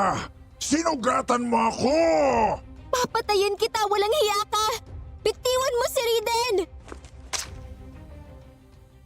Muli kong sinaksak ng punyal ang gabunan at muling tinamaan sa tiyan kaya naman ininda na niya yun. Binitiwan na niya si Reden at natutop niya ang sugat sa kanyang tiyan. Napaatras siya. Bumango naman si Reden ang lapitan ko tapos ay nagmamadali kami ni Reden na iniwanan ang gabunan. Sumakay kami sa tricycle niya at umalis na sa lugar na yon. Sa bahay ni Reden kami tumuloy sa takot na muling makasalubong ang gabunan. Nang malaman ng mga magulang ni Reden ang nangyari, doon na nila ako pinatulog.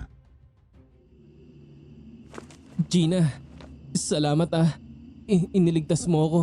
Ipinagtanggol mo din kasi ako sa gabunan, kaya ginawa ko yun. Gina, sasamantalain ko ng pagkakataon. Kung noon na hindi ako nagkalakas ng loob na sabihin sa'yo na mahal kita at gusto kitang maging asawa, ngayon ay sasabihin ko na. Oo, nasabi mo na nga. Mahal din naman kita, Riden. Talaga? Tinatanggap mo ng pagmamahal ko sa'yo? Oo, kaya huwag mong sisirain ang pagtitiwala ko sa'yo, ha? Oo naman, Gina. Salamat sa iyong pagtitiwala. Hintayin mo lang ako. Kapag ako'y nakatapos ng pag-aaral at nakapagtrabaho at nakapag-ipon, papakasalan kita para tanggapin naman ako ng iyong inay. Niyakap ako ni Reden at hinalikan sa labi. Matapos ay masaya na siyang lumabas ng kwarto kaya naman natulog na ako kasi malalim na ang gabi. Kinabukasan na ako inihatid ni Reden sa amin. Galit na galit si inay nang makita kami na magkasama. Nang makalapit ako ay kaagad niya akong sinampal. Maghapon at magdamag kang nawala. Buong gabi kasama mo ang lalaking ito. Ibinigay mo na ba ang iyong sarili sa kanya? Hindi po, inay.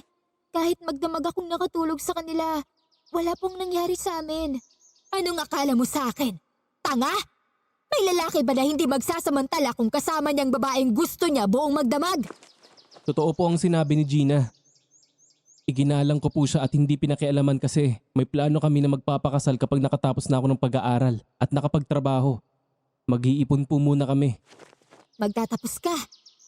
Magtatrabaho ka. Mag-iipon ka? Abay, matagal pa iyon, Riden. Hindi ganun ang buhay na pangarap ko para kay Gina. Gagawin ko naman po ang lahat para mapaligaya ko si Gina. Mas mapapaligaya mo siya kung lalayuan mo. Iiwanan mo at kakalimutan. Gawin mo yan para magkaroon siya ng magandang buhay kay Octavio. Inay, si Riden ang mahal ko. Wala akong pagtingin sa matandang yon. Huwag kang tanga, Gina! Huwag mong sayangin ang ganda mo. Hindi na isasaing at nakakain ng lecheng pagmamahal na yan. Ang isipin mo ay ang kinabukasan mo. Ang magandang buhay na maibibigay ni Octavio. Talagang ang laki na ng pinagbago mo, inay. Mula nang mamatay ang itay, nag-iba ka na. Puro na lang karangyaan ang nasa isip mo, lalo na nang malaman mo nung gusto pala ako ni Octavio. Tama ka, anak. Nagbago ako. Yun ay dahil sa kahirapan at sa mga taong nakapaligid sa akin. Naisip ko na kapag marami kang pera, hindi ka magiging kawawa sa mundong ito. Ang kinabukasan nating dalawa ang iniisip ko. Pero ayaw mo naman akong sundin. Hindi ko kayo susuwayin kung tama ang ginagawa niyo. Inay, mas masaya ako kay Riden, kaya sana pabayaan mo na kami. Oo nga po. Handa naman po kaming maghintay ng tamang panahon bago magpakasal. Sisiguraduhin ko rin po na hindi mahihirapan sa piling ko si Gina. Napabuntong hininga lang si inay, tapos ay galit itong tumalikod at iniwanan kami ni Riden sa salas. Kaya naman nagpaalam na si Riden sa akin. Ako naman ay tumuloy na sa aking kwarto nang umalis na si Riden. Nagbihis lang ako at lumabas na ulit ng kwarto para magluto. Napansin ko na nagkulong na ng kanyang kwarto si inay ng maghapong yun. Hanggang sa marinig ko na parang nagsasalitang mag-ina si inay, kaya naman marahan akong lumapit sa tapat ng pintuan ng kanyang kwarto at nakinig. Pero bigla siyang tumahimik nang maramdaman na naroon ako. Inay, nakahanda na po ang tanghalian. Kumain na tayo. Ikaw na lang ang kumain. Di pa ako nagugutom. Sige po, basta pag nagutom kayo, kumain kayo ha. Sige, mayroon lang akong ginagawa. Gabi na ay hindi pa rin lumalabas ng kwarto si inay. Hanggang matulog na lang ako nang hindi kami nakakapag-usap. Naisip ko na talagang masama rin ang loob niya sa akin, kaya naman pinabayaan ko na lang siya. Kinabukasan ay maaga akong pumasok sa tindahan ng bigas. Nalaman ko mula sa aking kasama na galing daw doon ang ama ni Riden kung saan hinahanap daw ako kasi daw ay may sakit si Riden. Kaya naman matapos na magpaalam ako sa may-ari ng bigasan ay nagpunta ako kina Riden. Ano nangyari sa'yo? Kahapon lang ay maayos ka naman, diba? Ang sakit ng tiyan ko, Gina. Hindi ako makahinga. Parang may nakagapo sa aking bewang. Saka kanina may lumabas na bubuig sa ilong ko. Kaya dumugo to. Mas mabuti pa, pagpatingin ka sa doktor. Baka kung ano na yung nangyayari sa'yo. Hindi pwede sa doktor. Hindi nila kaya ang aking sakit. Sabi ko kay Itay, dalhin ako kay Tio Domeng. Isa siyang magaling na albularyo. Bakit sa kanya? Huwag mo sabihing nababarang ka rin. Tama ka dyan. Nagsuka na ako bago ka pa dumating. Puro ipis at burak ang isinuka ko. Ano ba yan? Bakit naman ganun? Bakit lahat na lang na nagmamahal sa akin, nagkakasakit at napagdidiskitahan ng mambabarang? Maaaring isa sa aking mga karibal ang magkagagawa nito, Gina. Wala na tayong oras. Sumama ka sa amin papunta kay Tio Domeng. Oo, sasama ako sa inyo. Hindi kita iiwanan. Isinakay namin si Riden sa tricycle at nagbiyahe kami papunta sa kamag-anakan nila na isa raw magaling na albularyo. Habang nasa daan ay nagsusuka si Reden na madaling nagpapahina sa kanya. Hawak ko ng mahigpit ang kanyang kamay habang katabi ko siya. Nakasandig ang ulo niya sa balikat ko. Panay ang dasal ko na tulungan ng puong may kapal si Reden kasi mahal na mahal ko siya. Ayokong maparis siya sa mga taong nakita ko na naging biktima ng mambabarang hanggang sa makarating na kami sa bahay ng tiyo Doming niya. Delikado. Tulungan niyo akong ilagay si Reden sa drum. Gawin niyo po ang lahat para gumaling siya. Konting tiis lang, Reden. Huwag kang panghinaan ng loob. Ililigtas kita sa kamay ng mambabarang na yan. Tiyo, nararamdaman kong mabilis na pangiina ng aking katawan. Pero lalaban ako, Tiyo. Ayaw kong iwanan si Gina. Kaya lakasan mo ang loob mo. Marami pa tayong mga pangarap na gusto nating matupad, hindi ba? Kaya mo yan. Gagaling ka. Nandito lang ako sa tabi mo. Oo, mahal ko. Lalaban ako. Malakas ang mambabarang na naglagay ng sumpa sa iyo, Reden. Pero huwag kang mag-alala. Gagawin ko ang lahat ng nalalaman ko para agawin ka sa kamay ni kamatayan. Sinimulan na ni Mang Doming ang orasyon habang nasa loob ng drum si Reden at nakatayo ay binubuhusan nito ng buhangin ang loob ng drum. Napansin ko na itim ang mga buhangin na inilagay ni Mang Doming. Umuusok ang mga buhangin na sa wari ko ay mainit yun. Hanggang sa mapuno ng itim na buhangin ang drum, eksaktong hanggang bewang yun ni Reden. Patuloy na nagsagawa ng orasyon si Mang Doming tapos ay may pulang telas ang itinali sa magkabilang kamay ni Reden. Palalabasin ko na ang mga kulisap na itinanim niya sa katawan mo, Reden. Magpakatatag ka. Kapit lang, Reden. Ang sakit. Parang may kumakagat sa parte ng katawan ko. Reden, pilitin mong mahigop ang mga usok na lalabas sa buhanging nakapaligid sa iyo para hindi makahinga ang mga insekto at kulisap na itinanim sa katawan mo ng mambabarang. Binuhusan ni Mang Doming ng kung anong klaseng tubig ang buhangin na nakapaligid kay Reden. Umusok yun at nilanghap ni Reden kaya naman ilang sandali pa ay naglabasan na sa bibig ni Reden ang mga gagamba at putakti, pati mga bubuyog at langaw lumabas at lumipad papalayo. Pero ang iba ay parang mga lasing na nahilo sa usok ng buhangin kaya naman nagbabagsakan ang mga iyon sa ibabaw ng buhangin at namamatay. Di nagtagal ay isang malaking daga ang lumabas sa bibig ni Reden na labis kong ikinabigla.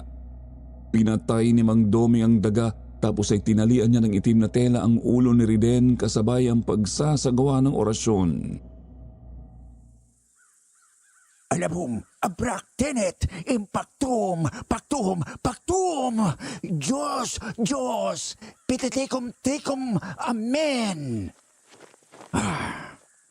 Sa wakas, nahuli din kitang walang yaka. Ikaw naman ang pahihirapan ko ngayon. Pakialamero kang matanda ka. Sinira mo ang plano ko sa lokong lalaki na yan. Reden, nagiging boses babae ka. Boses siya ng mambabarang na nagpapahirap sa kanya. Nahuli ko na siya. Hoy mambabarang, umamin ka kung hindi ay pahihirapan kita. Sino ka? At ano ang kasalanan sa iyo ng pamangking ko? At bakit naman ako magsasabi sa'yo? Ano ka? Nanay ko? Pilosopo ka. Sige, ginagalit mo ako. Ngayon, humanda ka! Kinuha ni Mang Doming ang punyal na pilak at ang puluhan yun ay inilagay sa pagitan ng daliri ni Reden tapos ay piniga ng madiin. Kaya naman napasigaw ang mambabarang na nagpapahirap kay Reden. Habang halatang nasasaktan ng mambabarang lalo nang idiniin pa ni Mang Doming ang pagkakapiga sa daliri ni Reden, napapasigaw ang mambabarang. Ngayon, umamin ka sa akin. Sino ka at ano ang kasalanan sa iyo ng pamangking ko? Bakit mo siya pinahihirapan, ha?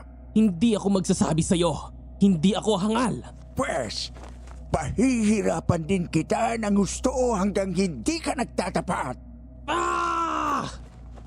Ah! Ang sakit! Walang hiya ka talagang matanda ka! Kapag nakabawi ako, ikaw naman ang pahihirapan ko! Hindi mo ako kaya mambabarang ka. Magsabi ka na para hindi ka na mahirapan. O baka gusto mong tuluyan na kita.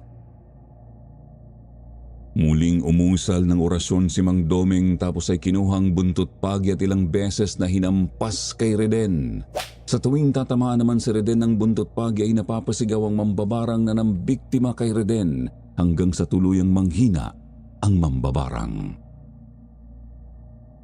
Tama na! Suko na ako. Magsasabi na ako ng totoo. Ngayon, sabihin mo kung bakit pinahihirapan mo ang aking pamangkin. Dahil ayaw ko sa kanya para sa aking anak. Hindi niya maibibigay ang magandang buhay para kay Gina. Habang nandyan siya, patuloy akong susuwayin ng aking anak. Inay, ikaw ang... Halos mabingi ang aking tenga nang marinig ang mga salitang binitiwan ni Inay sa harapan ng manggagamot. Nanlulumo akong napaupo habang nakatingin sa mga magulang ni Reden na nagulat din sa natuklasan namin. Halos matunaw ako sa kahihiyan ng mga sandaling ito. Paano nga pati si Mang Doming ay nakatingin na rin sa akin. Kaya naman napaiyak na ako. Patawarin niyo po ako. Patawarin niyo din ang inay ko. Hindi ko po kasi alam na makakaya niyang gawin ang mga bagay na yan. Marunong pala ang mambarang ang inay mo, Gina. Hindi ko po alam. Naguguluhan po ako. Ngayon ko lang din nalaman na ganyan siya. Gina, huwag ka nang umiyak. Magaling na ako. Hindi kita iiwanan. Hindi magbabago ang pagtingin at pagmamahal ko sa'yo. Patawad, Reden. Dahil sa akin, ay nahirapan ka ng ganyan. Tahan na. Kagaya ng sinabi ko, mahal kita at ano man ang mangyari ay hindi magbabago yon. Nilapitan ko si Reden at niyakap ng mahigpit. Muli akong umiyak sa kanyang balikat. Napakasaya ko dahil gumaling siya at nakaligtas sa kamatayan, pero nalulungkot ako sa pagbubunyag ng katotohanan na ang aking inay ang may kagagawan yun. Ayon kay Mang Doming, kailangan muna ni Reden na manatili doon sa kanila. Kasi baka muling balikan si Reden ng aking inay. Kaya nagpaalam ako sa kanila para umuwi sa amin at harapin ang aking ina. Pero nangako ako kay Reden na babalikan ko siya. Galit ako nang umuwi. Pakiramdam ko ay ibang tao ang aking susugurin. Inay! Inay! Harapin mo ako! Lumabas ka dyan sa iyong kwarto! Inay! Gina! Anak! Nang marinig ko ang boses ni inay at makita ko na bumukas ang pintuan ng kanyang kwarto ay nagmamadali akong pumasok doon kung saan nakita ko sa istante ang mga garapon kung saan doon nakalagay ang iba-ibang klase ng insekto at mga kulisap na ginagamit ni inay sa pambabarang. Galit na galit akong hinarap siya. Bakit naging ganyan ka, Inay? Bakit nagpaalipin ka sa kadiliman? Bakit naging isa kang mambabarang? Noong una na gustong ipamana sa akin ng lola mo ang mga insektong iyan at turuan akong mambarang. Tinanggihan ko siya kasi ayaw kong maging alipin ng kasamaan. Pero nang namatay ang itay mo, nanggipitin tayo ng mga taong masasama. Ng mga taong masama ang hangarin sa iyo. Naisip ko na mabibigyan kita ng proteksyon kung tatanggapin ko ang alok ng lola mo. Kaya diba, umuwi ako ng Pangasinan para magpaturo sa kanya kung paano mambarang dahil iyon lang ang naisip kong paraan para proteksyonan ka. Pinatay ko si Salome dahil isa siyang gabunan. Pinatay ko si Roberto dahil masama ang tangka niya sa iyo. Pero sina Ernesto at Reden, anong naging kasalanan nila, Inay? Kasalanan ba ang mahalin ako? Hindi naman, di ba? Naging alipin ka ng kasamaan, inay. Pati ang mga mabubuting tao, pinarusahan mo. At ang mga kulisap na ito ang may kasalanan. Sa sobrang galit ko ay nagwala ako sa kwarto ni inay. Kinuha kong mga garapon ng mga insekto at kulisap. Ibinato ko ang mga iyon sa isang sulok ng kwarto ni inay kaya naman nagbagsakan ng mga garapon at nagliparan sa buong kwarto ang mga kulisap at insekto. Ang karamihan ay pinaligiran ako kaya naman napatigil ako sa pagwawala.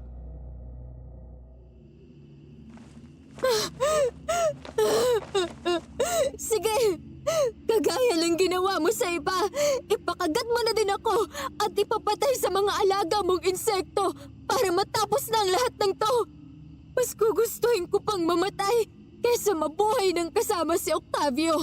Patayin mo na lang ako kasi patuloy lang kitang susuwayin kasi mahal ko po talaga si Riden. Gina! Anak!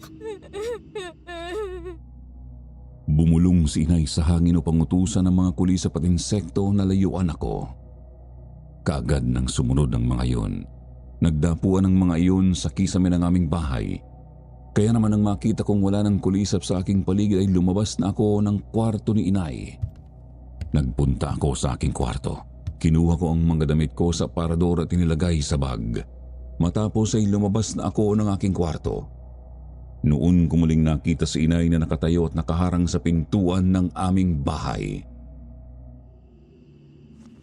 Saan ka pupunta, Gina? Aalis ako, inay. Hindi ako pwedeng tumagal sa bahay na to. Natatakot na ako sa inyo. Hindi na kayo ang dating inay ko na mabait at mapagmahal. Hindi na kayo yung dating ina ko na maka-Diyos. Pero saan ka pupunta? Huwag ka nang umalis. Babalikan ko si Riden. Babantayan ko siya. Kasi baka kung ano na naman ang gawin niyo sa kanya. Inay, kapag pinatay mo si Riden, ituring mo na rin akong patay. Kasi papatayin ko ang aking sarili. Hindi na, anak. Hindi ko nagagawin yun sa kanya. Kaya huwag mong isiping magpatiwakal. Huwag mo akong iwanan.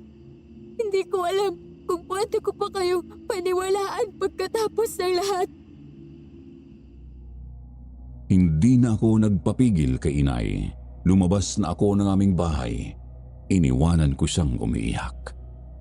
Noon ko naman nasa lubong si Octavio. Gulat siya nang makitang may dala akong bag kaya naman agad akong sinalubong. Wala ka nang pakialam kung saan ako pupunta. At saka pwede ba, tigilan mo na ako? Kasi kahit anong gawin mo, ay hindi ako iibig sa'yo. Malaki na ang puhunan ko sa iyo, Gina. Hindi ako papayag na hindi ka mapasa akin. Hindi ko iyon hiningi. Kusa mo yung ibinigay. Kaya wala akong utang na dapat bayaran sa'yo. Mayroon na akong mahal. Si Riden ba? Anong maibibigay sa iyo ng uhuging yon? Huwag kang maging tanga. Kung ako ang iibigin mo, magkakaroon ka ng magandang buhay. Humanap ka na lang ng babaeng mamahalin ka, pati ang pera mo. Kasi ako, ay hindi ganoong babae. Tandaan mo, Gina, kung hindi ka magiging akin, hindi ka rin pakikinabangan ng iba. Inirapan ko lang si Octavio tapos ay tinalikuran ko na siya. Naghintay ako ng tricycle at nang makasakay ako ay nagpahatid ako sa bahay ni Mang Doming kung saan naabutan ko na nakahiga na sa papag si Riden at kumakain ng lugaw na binili ng kanyang inay. Riden, ayos ka na ba? Oo, medyo mabuti na ang pakiramdam ko. Oh, teka, bakit may dala kang bag? Damit ba ang mga yan? Oo, Riden. Nag-away kami ni inay dahil sa ginawa niya sa'yo. Naglayas na ako sa amin. Dito na muna ako para bantayan ka hanggang sa makabawi ka ng lakas. Patawarin mo ako, Gina. Dahil sa akin ay nagkagulo kayong mag-ina. Bago pa tayo muling magkita, ay magulo na kami gawa ni Octavio na patuloy akong ginugulo. Muli yumakap ako kay Riden para ilabas ang sama ng aking loob kay inay. Muli akong umiyak ng impit sa kanyang balikat. Pilit naman akong binakalma ni Riden at nangako na hindi niya ako pababayaan. Mabilis na lumipas ang oras. Nagulat si Mang Doming nang tumahol ang alaga niyang aso tapos di nagtagal ay umungol ang aso na parang natatakot na. Kaya naman sumilip si Mang Doming kung saan nakita ang isang gabunan. Riden, hawakan mo ang pilak na punyal. Humanda kayo. Mukhang gusto tayong pasukin ng gabunan. Naku, Chong. Baka yung gabunan na nakalaban naming dati ni Gina. Nasugatan namin yun eh. Baka gustong gumante. Kaya mo na ba ang sarili mo, Raiden? Oo, nagbalik na ang lakas ko. Para lang akong nagdahilan. Makakaya ko ng tulungan si Tio Domeng. Mag-iingat kayo. Lumabas ng bahay si Mang Doming at Riden. Napilitan naman akong sundan sila. Nang nasa labas na kami ay hindi namin kaagad nakita ang gabunan. Nagtago yun sa dilim lalo na nga't nakita na naroon pala si Mang Doming. Nagpalinga-linga kami sa paligid. Patuloy ang pag-ingit ng aso ni Mang Doming na halatang natatakot kaya alam ni Mang Doming na nasa paligid lang ang gabunan. Huwag kang magtago. Alam namin, nasa paligid ka lang. Kung gusto mo kami, lumabas ka! Kung ako talaga ang gusto mo, tapusin na natin to. Mula nga sa dilim ay lumabas ang gabunan. Nagpakita siya sa amin. Bakas sa mukha ang matinding galit. Tapos ay nagbago ang anyo nito. Nagbalik sa pagiging tao upang ipakilala ang kanyang sarili. Naggulat ako nang ilabot ang buo kong katawan nang makilala ang gabunan. Siya si Octavio. Kung ganoon, ay tama lang palang desisyon ko na tanggihan ka. Isa ka palang kampo ng Diablo. Isa nga akong gabunan. Iniligtas kita sa kamay ni Salome, pero hindi mo yung binigyan ng halaga. Lahat ng mamahaling regalo ay binigay ko sa iyo, pero walang kwenta sa iyo. Sinasalakay ko at tinatakot ko ang mga manliligaw mo para masulok kita. Pero si Riden pa din ang pinili mo. Kaya naisip ko na kung hindi ka magiging akin, papatayin na lang kita. Hindi kita papayagang saktan ng aking anak. Ako din. Hindi ako papayag na saktan mo ang aking anak. Magdaraan ka muna sa ibabaw ng aking bangkay. Maden, nandito ka din? Oo. Nakita ko kasi nang harangin mo si Gina. Naisip ko na mayroon kang masamang binabalak, kaya pinasundan na kita sa alaga ko. Tama nga ako. May balak ka nga na masama sa anak ko. Pipigilan mo ko, ay uunahin na kita kaysa sa anak mo. Galit na galit si Octavio. Muling nagpalit ng anyo bilang isang gabunan at humakbang palapit kay inay. Sinalubong naman siya ng napakaraming insekto at kulisap na alaga ni inay. Dumapo ang mga ito sa katawan ni Octavio at nagpasukan sa bawat butas ng katawan ni Octavio. Patuloy siyang kinagat ng mga insekto sa labas at sa loob ng katawan nito. Bumagal ang kilos ni Octavio nang maramdaman ang kamandag ng mga insekto, pero patuloy pa rin niyang sinalakay si inay at nang makalapit ay kinagat niya si inay. Nakagat sa balikat at braso. Inay! Inay! Hayop ka, Octavio! Tigilan mo ang inay ko! Tutulungan ko inay mo. Gamitin mo ang punyal, Riden! Mabilis na nga na nakalapit si Riden kay Octavio. Itinusok niya sa likuran ni Octavio ang punyal sa tapat ng puso kaya naman nagulat si Octavio. Binitiwan si inay at inarap si Riden pero dahil napuno ng insekto ang katawan nito pati ang bibig niya ay puro insekto na. Walang buhay na bumagsak si Octavio. Kaya naman nalapitan na namin si inay. Duguan siya. Patawarin niyo ako. Gina. Riden. Oo, inay. Huwag ka na magsalita. Dadalhin ka namin sa doktor. Nadala naman kaagad sa doktor si inay. Naagapan ang mga sugat niya sa katawan. Nabuhay siya pero naging baldado ang kanang kamay niya. Itinigil na din niya ang masama niyang gawain at inalagaan ko siya at pinaglingkuran. Tinupad naman ni Riden ang pangako niya na pakasalan ako nang makapagtrabaho siya. Naging masaya kami, pero ang nakakatakot na karanasang iyon ay hindi ko makakalimutan habang buhay.